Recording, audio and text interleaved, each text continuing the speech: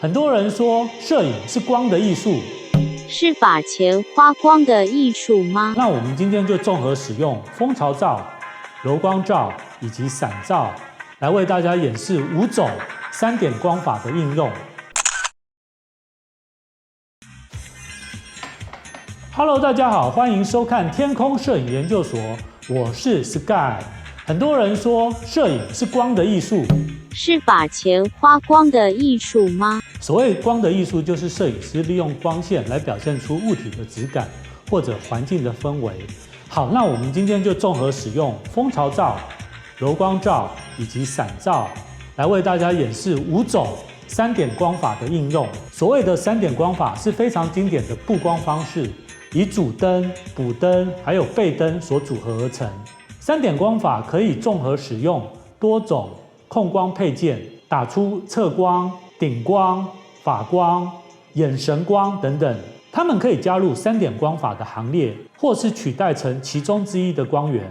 在应用上，除了平面摄影以外，也是拍电影常用的打光方式。另外，做 CG 的电脑动画师也常常需要的一个基础灯光概念，它可以营造出丰富的效果，并突出主题。首先，我们演示的是电影肖像中经常出现的布光方式，使用的配件有透光伞、柔光罩、蜂巢罩。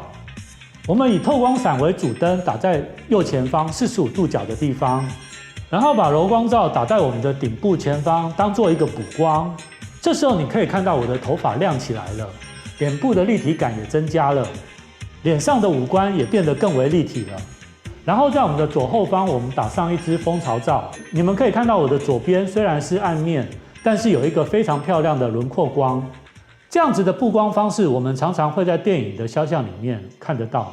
现在我们在右前方60度的地方设置一支反光伞，然后再加上柔光布当做主灯，然后上面一样也是打上顶灯来当做一个补灯。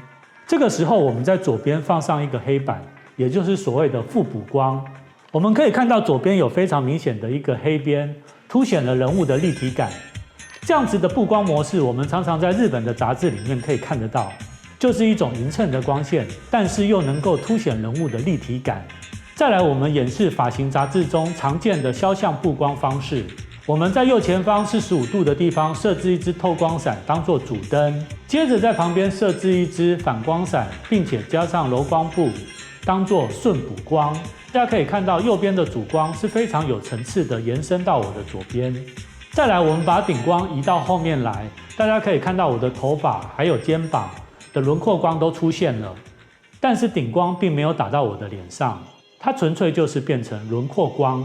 下次你去发廊做头发的时候，可以看看里面杂志的照片，是不是类似这样呢？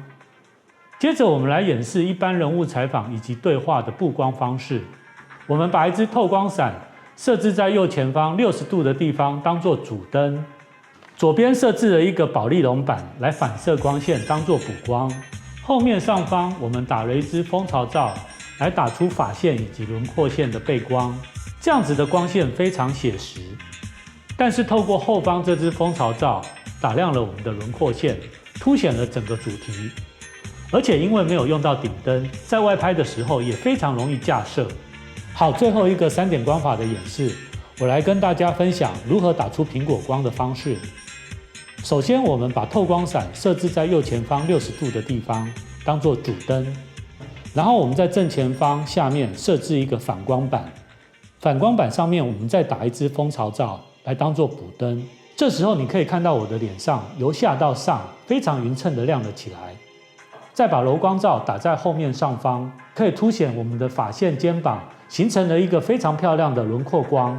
这样子的布光方式，我们常常在杂志上的彩妆大片可以看到，或者是像电影里面夜店的场景。例如像这样，你看我像不像在夜店里面？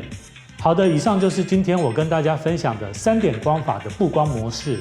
光线摸不着、抓不住，但是当你在拍片的时候，它就是你画面的灵魂。所以说，摄影是光的艺术，就是这个道理。布光的方式百百种，只要你够创意、多尝试，我相信你也可以设置出漂亮又具有特色的灯光效果，营造出一个漂亮的影像氛围。另外，我也有拍摄 YouTube 单独介绍摄影棚最常使用的控光配件、蜂巢罩、无影罩、散罩的使用方法以及一些小技巧。我也会把连结放在下方，请大家也记得订阅我并开启小铃铛，以及按赞及分享哦。谢谢大家，拜拜。